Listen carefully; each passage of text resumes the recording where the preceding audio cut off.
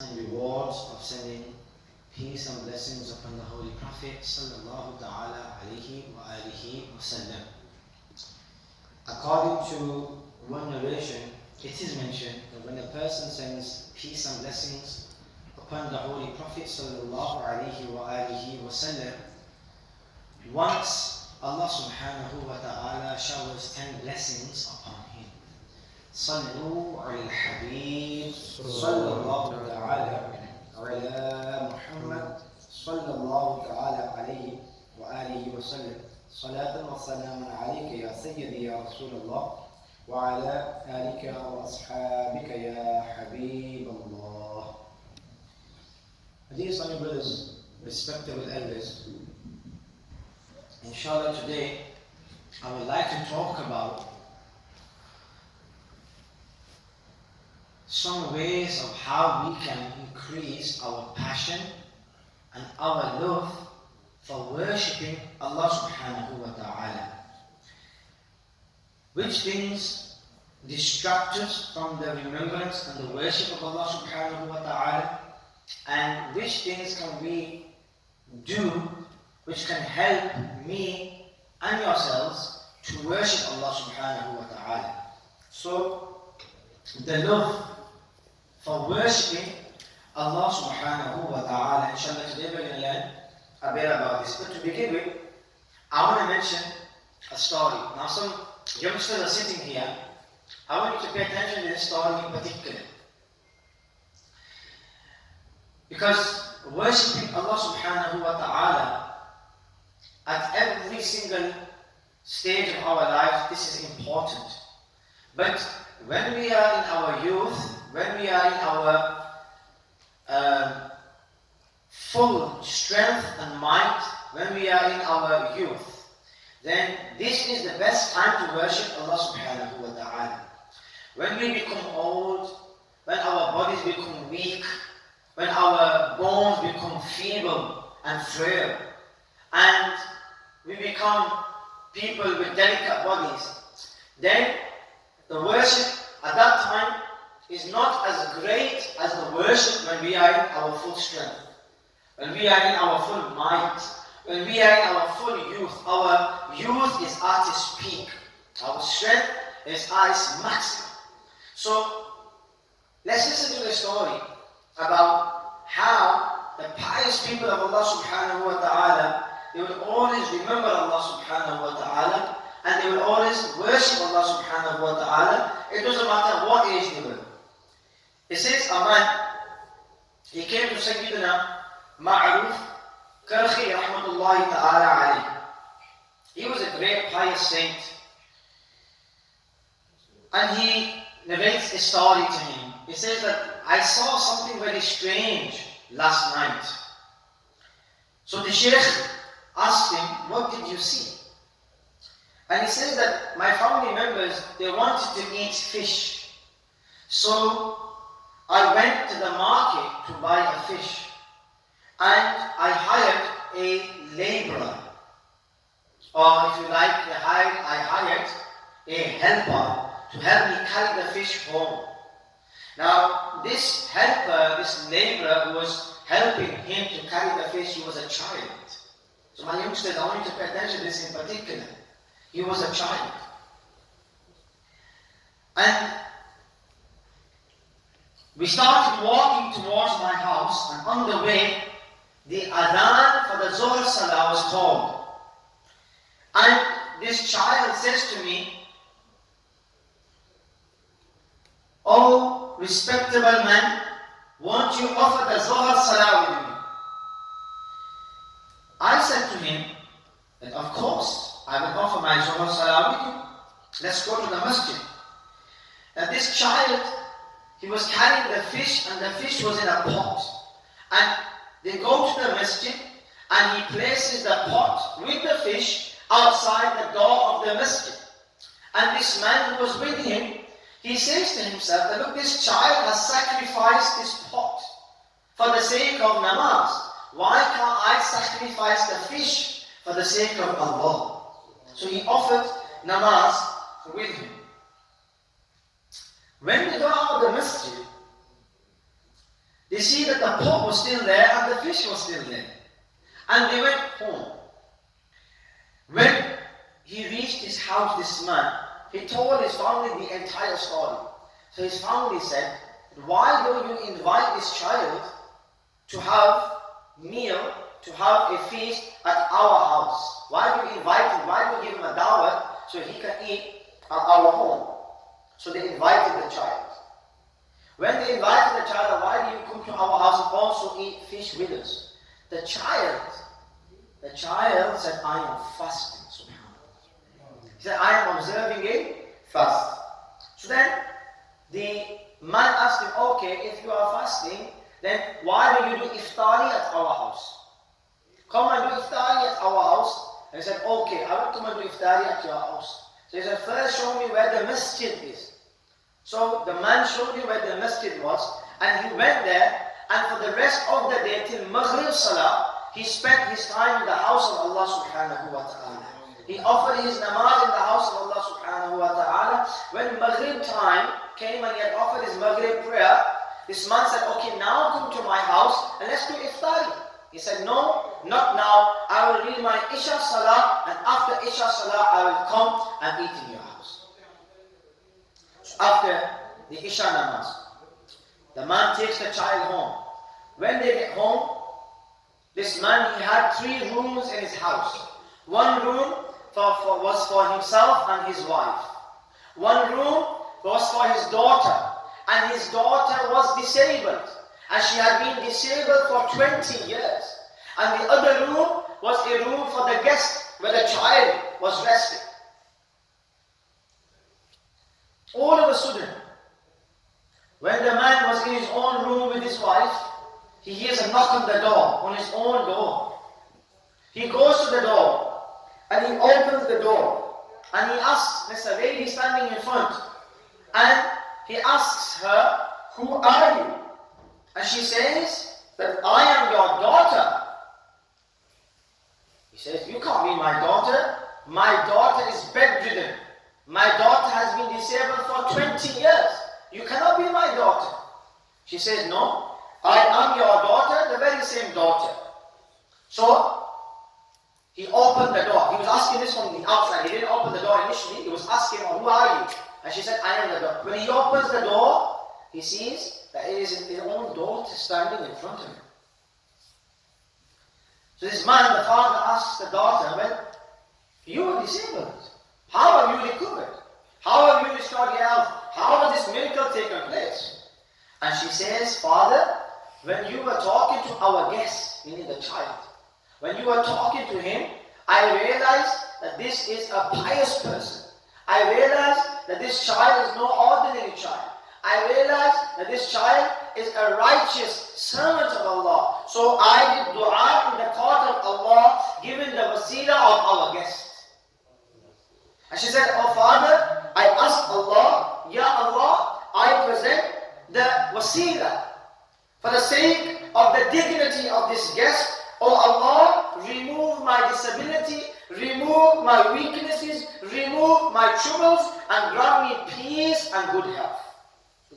She says that when I did this dua, immediately after the completion of my dua, I was able to stand up once again. She said my disability was finished. I could walk again, I could stand up again, I could feel my body properly as soon as I completed my dua. Then she said, I went to the door to see where the guest was. When I went to the room, the third room where the guest would stay, I did not see him. That's why I have come to you. And then the father, what did he say? He said, oh my child, of course. The saints of Allah, the pious people of Allah, they exist amongst the elders, and they also exist amongst the youngsters as well. My dear Islamic brothers, from this parable, especially my youngsters, what do we learn? We learn, firstly, that look at this child. Look how much passion he had for the worship of Allah subhanahu wa ta'ala. That he left everything. He even left the pot of fish and he went towards the masjid to offer his salah. And not only did he offer the salah himself, what did he do? he invited the individual and said, you come to read namaz with me as well. Our youngsters must think like this as well. Our youngsters must develop their mindset like this as well. That as soon as we hear the azan of namaz, then we must think, no more things now, no more activity now. The only thing I should be getting ready for is namaz.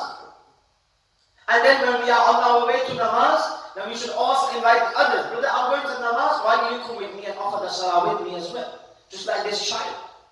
Then look at this child's mentality. He was fasting as well in the way of Allah subhanahu wa ta'ala.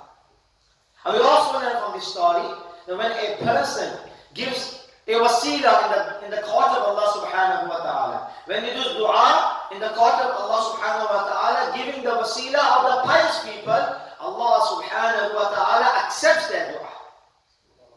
इसलिए कभी कभार हमें बच्चों का भी वसीला देना चाहिए कि या अल्लाह ये जो मासूम बच्चे हैं जिनके कोई गुनाह नहीं है, they have no गुनाह to their name, उनका कोई गुनाह नहीं है, या अल्लाह इन बच्चों का वास्ता हमारी बख्शिश फरमा दे. We should give dua and wasila for the बुजुर्ग कि या अल्लाह ये जो बुजुर्ग हमारे साथ मौजूद हैं, जिनके चेहरों पर सफेद बाल आ चुके हैं, जिनके सर के बाल सफेद हो चुके हैं, जिनके हड्डियां कमजोर हो चुकी हैं, जिन पर अल्लाह की रहमत बरसती है, या अल्लाह इन बुजुर्गों का वास्ता हमारी बख्शिश फरमा. ये भी हमें दुआ करनी चाहिए, क्योंकि अल्लाह ताला बुजुर्गों पर भी, बूढ़ों पर भी रहमत फरमाता है और बच्चों पर भी रहमत फरमाता है. अल्लाह ताला बुजुर्गों की वजह से भी दुआ कबूल फरमाता है और अल्लाह ताला मासूम बच्चों की बरकत से भी दुआ कबूल फरमाता है. तो बाज़ औक़ात हमें मालूम नहीं होता, हमें समझ नहीं आती हम दुआ कैसे करें. हमारा रब बहुत बड़ा मेहरबान है. रब की बारगाह में कोई भी वसीला काम आ सकता है. बच्चे जो घर में होते हैं उन बच्चों का वसीला दिया करें. एक दो दिन का भी बच्चा हो, even if it's a one-day-old child, Ya Allah, for the sake of this innocent child, oh Allah, please forgive my sins. He has no sins to his name. The elders, they have too many good deeds in their account. For the sake of them or for the sake of the innocent children, oh Allah, forgive me. Do dua for yourself, do dua for your parents, do dua for your brothers and sisters and for your family members. तो जैसे मैं आज कर रहा था कि my youngsters, we need to develop a mindset like this child in this story. Let's listen to another story. It's mentioned there was a saint and he mentions a story. He says that I saw a young man in the jungle. He was far away, seclusion, away from the people. He wasn't near the populated areas, just alone in the jungle, alone. And what was he doing in the jungle alone? He was worshipping Allah alone. He says, I went to him and I gave salam to him. This saint, this sheikh, he says to him, I went to this youngster and I seen him and he's worshipping Allah all alone in the jungle. And I asked him, I gave salam to him and I said that, why are you here all alone in this jungle? Such an abandoned place, such a deserted place. There is no helper for you here. There is no companion, there is no friend for you here. What are you doing all alone in this dark jungle? You've got no helper, no friend. What did he reply? He said, by Allah, I have a friend, I have a helper, and I have a companion as well. He said, well, who is your companion? He said, my companion? My companion is the one who has superiority over me with his dignity. My companion is the one who is with me with his knowledge. My companion is in front of me with his guidance. My companion, his blessing and dignity are on my right and on my left. He said, when I heard this, I asked him, the Shaykh said, I asked this young man, let me stay in your company. Let me stay with you for a few moments. He said, I fear that if you stay with me, you will disturb me and distract me from worshipping Allah subhanahu wa ta'ala. He says, why? Because the King of the earth and the King of the heavens, from the east to the west, to the north, to the south, He is sufficient for me alone. The Shaykh says, I asked him, don't you feel nervous in this place? He said, The one whose friend is Allah. The one whose friend is Allah. How will he be nervous? I asked, where do you eat from? Where does your food come from? And look at his reply. He says, when I was unborn, when I was in the womb of my mother, through Allah's divine blessings, He blessed me with sustenance in the womb of my mother. And now that I am born and all grown up, how will He deprive me of sustenance? When He gave me sustenance when I was in the womb of my mother, how is it possible that He will deprive me now that I am all grown up? Then the Shaykh says to him, please do dua. Look at this dua that he did for him. He did the dua. This young man in the jungle did dua for that Shaykh. This Shaykh is a saint himself. And the Shaykh is saying to this young man, oh my youngsters, listen very carefully. This young man who's run away only to worship Allah. Nothing else. He left everything behind. He does dua for the Shaykh. And what does he say? He says for the Shaykh, may Allah protect your eyes from his disobedience. He said, may Allah fill your heart with His fear. He said, may Allah not make you amongst those who become heedless of His worship. He did this dua for him. And he stands up, this young man, he stands up and he's about to leave. And the Shaykh says to him, oh young man, when can I meet you again? And this young man, he replied, and he said smilingly, I will not meet you in this world after today. However, on the day of judgment, when all the people, when the entire creation will be gathered before Allah, if you want to meet me, then you could find me amongst those individuals who will be seeing the didar of Allah subhanahu wa ta'ala. Who will be seeing the countenance of Allah subhanahu wa ta'ala. Who will be seeing the mercy of Allah subhanahu wa ta'ala. Who will be visualizing Allah subhanahu wa ta'ala. Who will be blessed with the vision of Allah subhanahu wa ta'ala. This saint, he says, well, how do you know that you're going to be from those individuals on the day of judgment? And I will have to come to see you over there. And he said, by Allah's dignity, I have learned this through Allah. Because listen to this my youngsters, I have prevented my eyes from looking at haram things, and my nafs from satisfying my desires, and adopted seclusion, loneliness in the dark nights of the jungle for His worship. I am hopeful that He will be pleased with me, and in return and exchange for this, He will let me have His vision on the day of judgment. He will bless me with His vision on the day of judgment.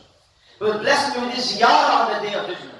He will bless me with His didar on the day of judgment. He says that young man, he then disappeared, and this Shaykh said, I never ever saw that man ever again. My dear Islamic brothers, and especially my youngsters, look at the people that have gone by in the previous times. Look at our pious predecessors. Look at the youngsters over the years that have come and gone. How they would worship Allah subhanahu wa ta'ala. How they would remember Allah subhanahu wa ta'ala. How every single moment of theirs was devoted in worshipping Allah subhanahu wa ta'ala. Allah subhanahu wa ta'ala says in the glorious Quran to me and you, He says, وَاعْبُدْ رَبَّكَ حَتَّى يَأْتِيَكَ الْيَقِينَ, and worship your Lord until death comes to you. It doesn't matter how great a status of you can become a saint of the highest station, highest level, highest degree, but even then you still need to worship Allah subhanahu wa ta'ala until death comes to you. Our Prophet sallallahu alayhi wa sallam would worship Allah subhanahu wa ta'ala so abundantly that it's mentioned in Sahih Muslim that one night Sayyidatuna Aisha radiallahu ta'ala anha, she says that the Prophet sallallahu alayhi wa sallam came to me and he asked me for permission that I want to worship my Lord. Do you allow me? Do you forsake your right? And she said, I prefer that you are more closer to Allah than me. The Prophet ﷺ, he performed ablution. And then he went into the corner of the house and he started worshipping Allah subhanahu wa ta'ala. And he started reciting the Quran in Salah. And he started weeping and crying and sobbing in the fear of Allah subhanahu wa ta'ala. And he stood so much that his blessed feet had become swollen. His blessed feet, due to excessive worship of Allah, became swollen. And she said, Ya Rasulullah sallallahu alayhi wa sallam, may my parents be sacrificed upon you. And another narration, Hazrat Bilal comes running to Rasulullah sallallahu alayhi wa sallam and says, Ya Rasulullah, may my parents be sacrificed upon you. Allah has forgiven the sins of your ummah because of you. Why are you putting yourself in so much difficulty? Or the Prophet sallallahu alayhi wa sallam said, أَفَلَا أَكُونُ عَبْدًا شَكُورًا? Shall I not be a thankful servant to my Lord? Shall I not be a grateful servant to my Lord? Meaning, I am worshipping Allah. This is me expressing gratitude to Allah subhanahu wa ta'ala. The Prophet sallallahu alayhi wa sallam was spending his nights in worshipping Allah subhanahu wa ta'ala. So much so that his blessed feet would become swollen. How much worship do we carry out? We can't even unfortunately offer our 5 salah. Whereas the Quran tells me and you, وَاعْبُدْ رَبَّكَ حَتَّى يَأْتِيَكَ الْيَقِينُ.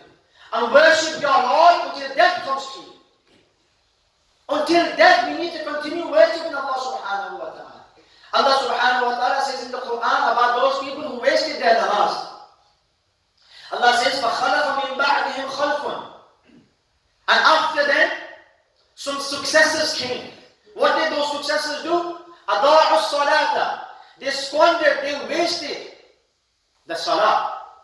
Meaning they didn't offer the salah. وَاتَّبَعُوا الشَّهَوَاتِ. And they followed their desires.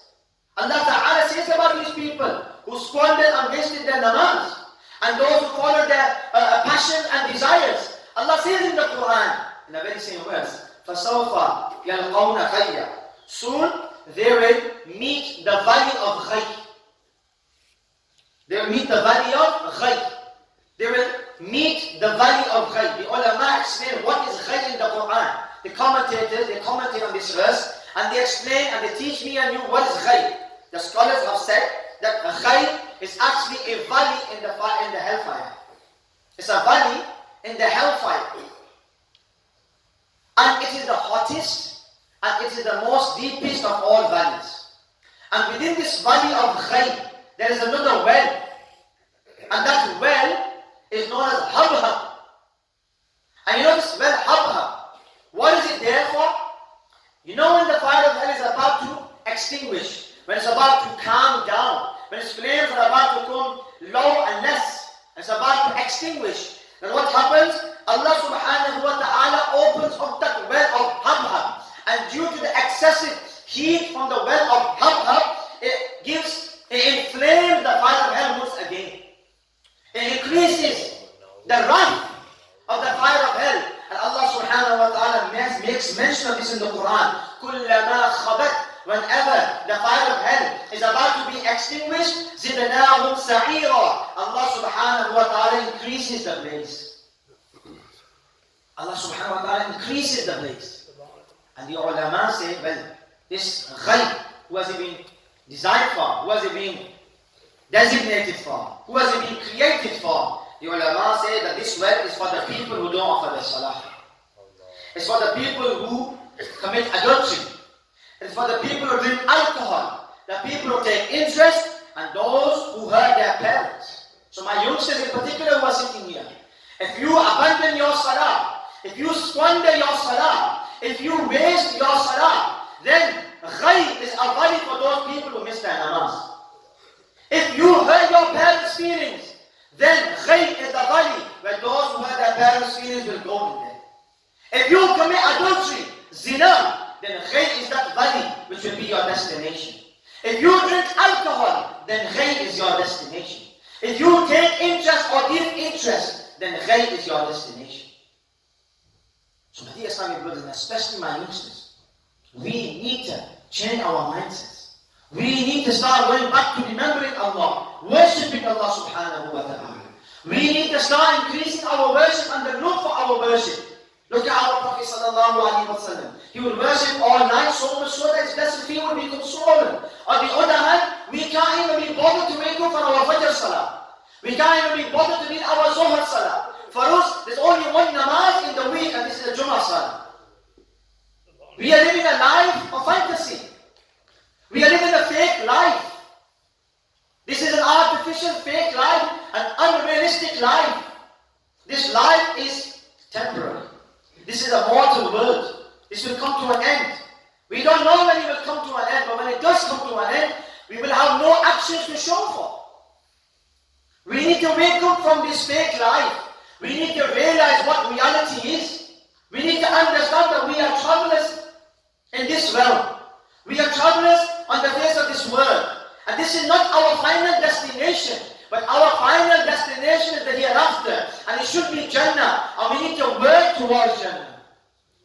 And one of the ways we have to work towards Jannah is by worshipping Allah subhanahu wa ta'ala. For developing that worship, the love for the worship of Allah subhanahu wa ta'ala. Like the two stories that we have heard today. Look at the youngster, look at that child. They were also children. And the Prophet sallallahu alayhi wa alihi wa sallam, he told us to value 5 things before 5 things. The Prophet sallallahu alayhi wa alihi wa sallam said, اغتنم خمسا قبل خمس. Value 5 things before 5. Number 1, شبابك قبل حرمك. Your youth, my youngsters, value your youth before your old age. Number 2, وصحتك قبل سقمك. Your good health before your illness. When you have good health, this is the best time to worship Allah subhanahu wa ta'ala. Not when your bones are weak, not when your joints are weak, not when your bones are feeble, when you can't even do sajda properly, when you can't even do ruku properly, you can't even walk properly. No. When you are in your full mind and strength. Value that now. Number 3, وَغِنَاكَ قَبْلَ فَقَرِكَ. Value your wealth before your poverty. Give in the way of Allah subhanahu wa ta'ala. Spend in the way of Allah subhanahu wa ta'ala. Before you become poor, you know I'm not going to spend in the way of Allah. Number 4, وَفَرَاغَكَ قَبْلَ شُغْلِكَ. And value your spare time before your busy time. When you are free, value this. Because when you are free, you can do everything and anything. And at that time, you worship Allah. Once you become busy with life, marriage and everything, and there's no excuse. And it's hard to worship Allah subhanahu wa ta'ala because you have to learn commitments. And number 5, and I finish on this, and I will continue inshallah for me next week. وَحَيَاتَكَ قَبْلَ مَوْتِكَ. And this is for everybody. Value your life before your death. Value your life before your death. Like I said, this is a mortal world. Let's wake up from this fake world. Let's realize why we are here. We are here to worship Allah subhanahu wa ta'ala. We have been instructed to worship Allah until death. May Allah subhanahu wa ta'ala grant us all the ability to act upon what has been said. Ameen. Bijahi Kabir Ameen. Sallallahu ta'ala alayhi wa sallam.